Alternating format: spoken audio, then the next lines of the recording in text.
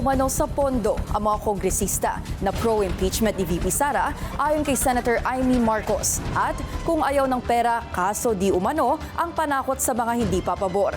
Narito ang Agenda Weekend Report ni Dexter Ganibe ng Abante.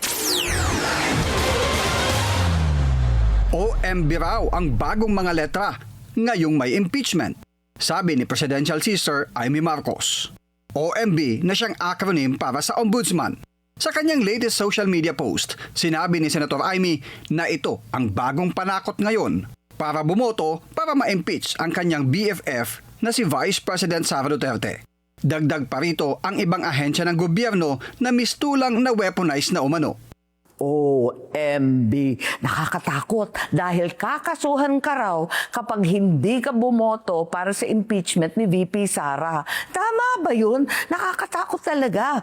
At hindi pa yun. Maliban pa sa OMB, may DOJ pa, may NBI pa, may SEC pa. Sangkatutak na kaso ang uulan sa inyo pag hindi kayo bumoto ng...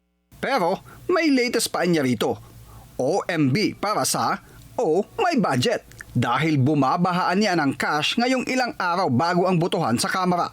Sabi ni Senator Amy, 5 million cash umano ang matatanggap ng mga boboto pabor sa impeachment sa Lunes. Bukod pa raw dyan ang dagdag na 3 million pesos sa buwan ng MOOE ng mga mambabatas. At magkakaroon pa niya ng mga proyekto na hindi bababa sa 150 million pesos ang halaga.